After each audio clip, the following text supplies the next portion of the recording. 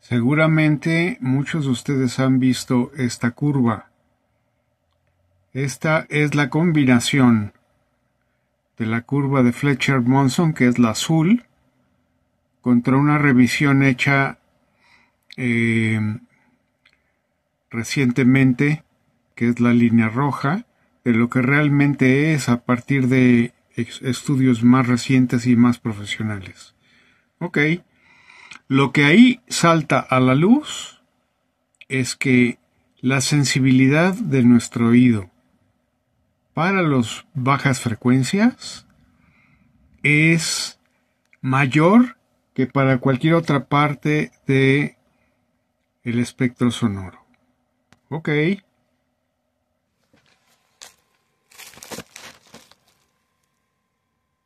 Continuemos.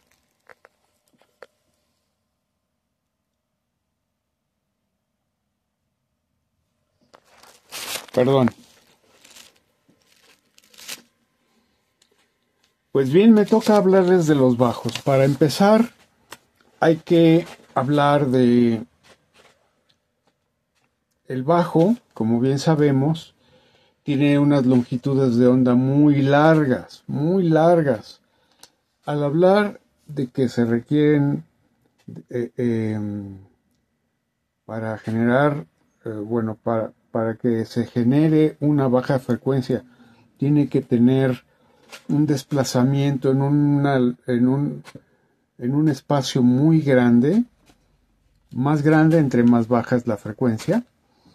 Pues vemos que para empezar, como ya lo vimos con las curvas de Fletcher-Monson y las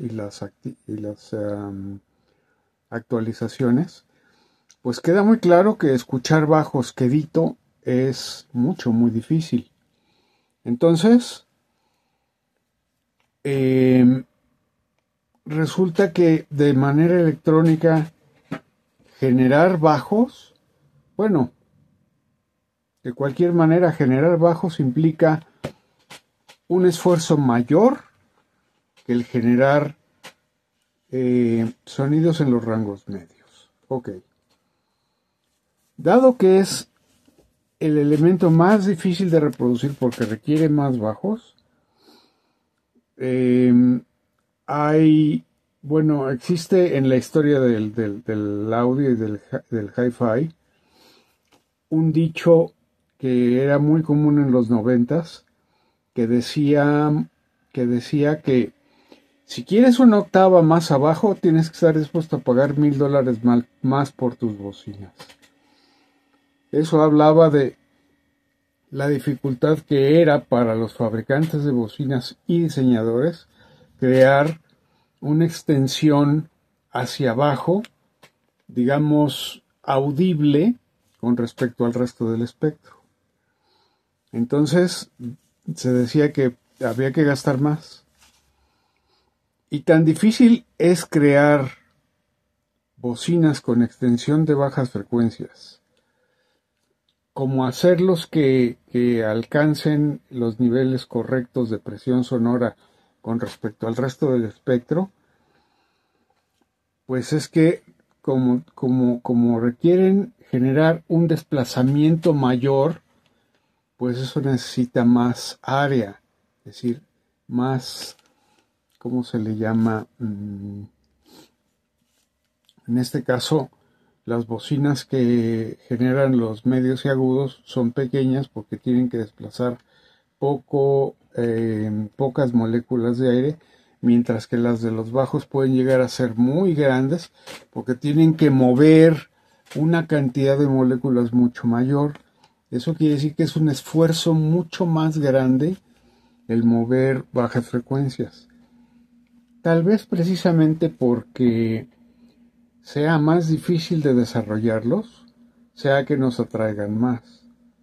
No lo sé, pero lo que sí sé es que generar bajas frecuencias para una bocina es un dolor de cabeza y una verdadera pesadilla.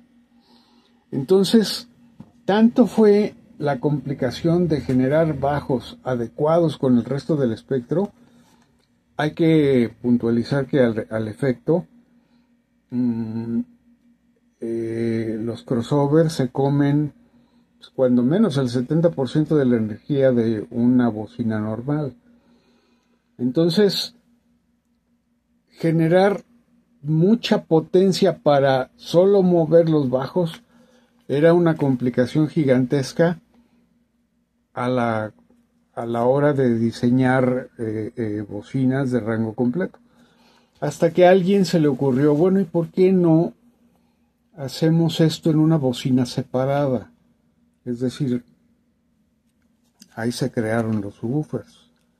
Entonces alguien puso en un cajón que además no tenía que ver con los cajones tradicionales, porque bueno, muy en el pasado, en la época del hi-fi, me refiero a los 50s y obviamente los 60s y una buena parte de los 70s, se usaban woofers de 12 a de 15 pulgadas y en algunos casos de cosas mucho más grandes, pero bueno, el objetivo de tener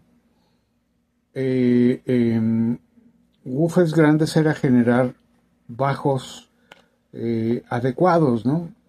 Ahora, una bocina de 12 o de 15 pulgadas exige que tengamos un gabinete muy ancho. Y la tendencia, cuando se empezó a desarrollar electrónica que permitía identificar planos y escenario y todo esto, pues se dieron cuenta que una bocina ancha iba en contra de ese propósito. Entonces empezaron a hacerlas más delgadas y más delgadas. Y al hacerlas más delgadas, la direccionalidad de la bocina ya se reducía a ciertas frecuencias medias altas y obviamente los agudos. Pero en los bajos ya empezaban a desarrollarse rodeando la bocina. Entonces, el asunto está que no se podía generar bajos suficientes en un frente muy chiquito. Entonces, se hicieron experimentos con bocinas, digamos, al límite de 6 pulgadas, 7 pulgadas, vamos a pensar, y ponían 2 o 3, y con eso pues se buscaba tener una bocina de bajos un poco mejores que lo que se podía, aún conservando el frente angosto. A alguien se le ocurrió también decir, bueno, ok, vamos a tener el frente angosto, pero vamos a tener un lateral muy profundo. Al tener un lateral muy profundo, ahí ya podían poner woofers grandotes en un lado o en el otro, o un woofer con un radiador pasivo, y entonces generar una bocina de rango más extendido hacia abajo. Sin embargo, seguía necesitando más energía, o se seguía comiendo más energía que la energía deseable para hacer una bocina, digamos, manejable a la hora de subir a ciertos niveles de presión sonora. Entonces, pues eso reforzó la idea de los subwoofers. Ahora bien, el problema de los subwoofers tiene muchas explicaciones. Primero, pues los subwoofers dijeron, bueno, cuando a los diseñadores le dijeron, ya puedes hacer un woofer en una caja extra que no tengan que ver con la bocina normal, pues muchos dijeron, ah, qué padre, le vamos a meter su propio amplificador y vamos a generar una gran potencia ahí, ok, todo eso está bien, pero el problema está en que una bocina grande requiere mucha energía para poderse mover, pero no nada más para poderse mover, sino el arranque de esa bocina grande implica una energía muy pues muy alta, ¿no? Entonces requiere mucho empuje para poder generar la bocina, la presión sonora y la frecuencia. Entonces, había varios problemas. El primero era que con un cono muy grande, cuando el pistón la bobina de voz se movía, el cono, al ser muy grande, pero tenía que ser razonablemente delgado, porque si fuera muy pesado no lo podía mover. Entonces, al poderlo mover con materiales, por ejemplo, como el cartón, que era lo que se ocupaba al principio, pues es el empuje de la bobina de voz provocaba primero que se deformara el cono y entonces se hicieran una especie de olas en los estudios de inferología o no, interferometría. Se ve como hacía caritas el woofer, ¿no? Bueno, ok, el caso está que se deformaba el cono y eso era puritita distorsión. Y mucha gente nos acostumbramos a vivir con distorsión. Entonces ya sabíamos, identificábamos fácilmente cuando un bajo estaba distorsionado, porque todos los bajos venían distorsionados o no llegaban. Entonces, el tener que desplazar una gran cantidad de aire, pues es tan cierta que incluso los instrumentos musicales requieren digamos que en cuanto a los bajos, el tamaño sí cuenta. Y por ejemplo, sin ir más lejos, veamos una guitarra. Sus cuerdas de agudos son delgaditas, mientras que las demás bajos van siendo mucho más gruesas y robustas que las de agudos. Igual los tambores, si uno busca un tambor grande, bueno, pues para generar bajas frecuencias tiene que tener suficiente dimensión y aparte tiene que recibir suficiente energía, mucha fuerza para poder desarrollar el sonido de esas bajas frecuencias. Pues si combinamos que aún para generar sonido, para generar música en vivo, se requiere gran energía, ¿cómo es que no vamos a pensar que para tener bocinas que logren generar bajas frecuencias se necesita igual mucha energía? Entonces, por eso es que la necesidad del subwoofer es casi obligatoria. Ahora bien, el problema empieza cuando cuando tenemos esos grandes woofers que se deformaban horrible y al deformarse pues generaban un sonido muy característico de los bajos mal reproducidos, y eso es feo, es decir, es un sonido falso, no es un sonido artificial. Queda sonando después de que el sonido se termina, es decir, la señal manda el impacto, ¿no? Se genera el empuje de las moléculas con toda ya esta deformación, pero la bronca es que frenar ese movimiento era una lata. Entonces, pues empezaron a hacer otros diseños, empezaron a tener imanes más poderosos con conos más fuertes. Entonces, los conos más fuertes se deformaban menos. BW, por ejemplo, tiene su roacel, ¿no? Es decir, uno ve al frente, pero tiene una especie de sándwich con una serie de materiales que están juntando una capa trasera de una capa delantera y con una serie de refuerzos para evitar que se deforme. Entonces, ya se logró con el tiempo desarrollar bocinas que pudiesen arrancar y frenar sin estarse torciendo y sin generar esa distorsión. Se requirió una suspensión fuertísima para que se controlara todo eso. y obviamente se requirió una potencia gigantesca para poder hacer todo eso correcto. Ahora bien, el problema está en que había fallas al integrar subwoofers con las bocinas. Bueno, hay varias razones que dan pie a que puedan haber dificultades entre poner un subwoofer y hacerlo que trabaje con una bocina. Primero, porque no va a estar generando su sonido desde el mismo lugar.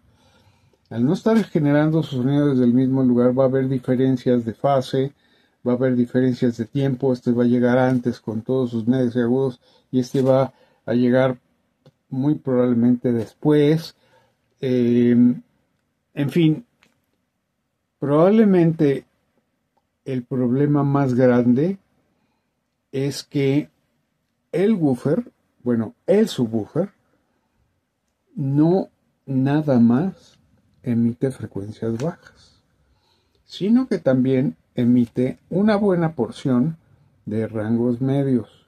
Y eso es prácticamente inevitable porque pues así son las bocinas, desarrollan una curva que tiene una cierta energía dentro de su dominio, pero luego el decay, es decir, el decaimiento va siendo en otras frecuencias, digamos, fuera de su alcance, pero estas, con todo y que estén decayendo y que están fuera de su alcance, invaden a las frecuencias medias, y cuando hablamos de high-end, hablamos de exactitud, y entonces, si bien podemos añadir un subwoofer, pero ese subwoofer, como dibuja o contamina o tiñe a las frecuencias medias, pues se deforma y deja de sonar lo que la bocina por sí sola es capaz de generar. Entonces el sonido se ensucia con un subwoofer externo. Por lo tanto, ¿cuál es la solución? La solución es poner a un diseñador de bocinas a que se ponga detrás y haga el trabajo de acoplar esas bajas frecuencias o lo que genera ese subwoofer con lo que generan los rangos medios. Digo, si lo queremos hacer bien, ¿no? Entonces el problema es que no cualquiera de nosotros ni tiene el conocimiento, ni las herramientas, ni la sensibilidad para saber de qué manera hacer que un subwoofer no contamine las frecuencias medias o bajas altas y rangos medios bajos, que de todos modos va a impactar. Entonces, como eso es muy complicado, es fácil hacerlo mal. Y al hacerlo mal, obviamente va a generar un sonido que no es el adecuado. Entonces, por si todo eso fuera poco, hay problemas de la respuesta del cuarto a los bajos. En fin, hay una serie de broncas terribles. Pero el primer problema, que es empatar esos woofers o esos bajos de un subwoofer activo de buena calidad a una bocina de high-end, obviamente de gran transparencia y muy buena calidad, pues es que ese empate tiene que hacerse con exactitud.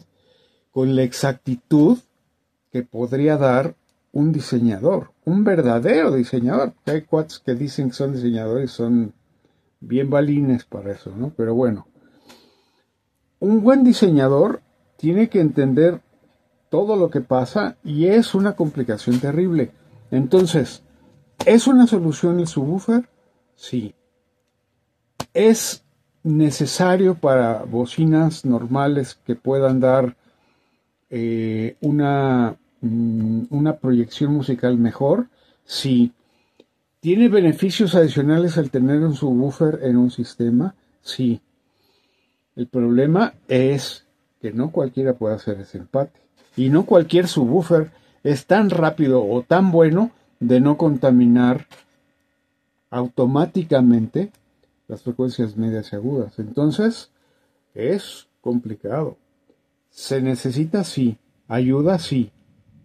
Si pueden resolver ese último punto, el punto del empate, entonces el subwoofer es indispensable y cualquier diseñador de bocinas buenas, y lo pueden ver con Mágico, lo pueden ver con Von Schweikert, lo pueden ver con una cantidad ilimitada de buenas bocinas, de buenas bocinas, que en sus showrooms también tienen subwoofers activos y activados y funcionando con el resto de las bocinas, porque ellos van a decir que es para contrarrestar problemas del cuarto, pero en realidad es para apoyar el desempeño de sus propias bocinas. Entonces, de que se necesita, se necesita. De que se puede implementar bien, sí se puede implementar bien, pero se necesita la mano de un experto para ayudarnos a que eso sea bien hecho. Entonces, eso era lo que quería decirles de arranque respecto a los bajos o respecto a los subwoofers en su integración en un sistema de high-end 2 canales. Hay más cosas por hablar al respecto, pero con eso lo vamos a dejar hasta ahorita. Muchas gracias. Buena tarde.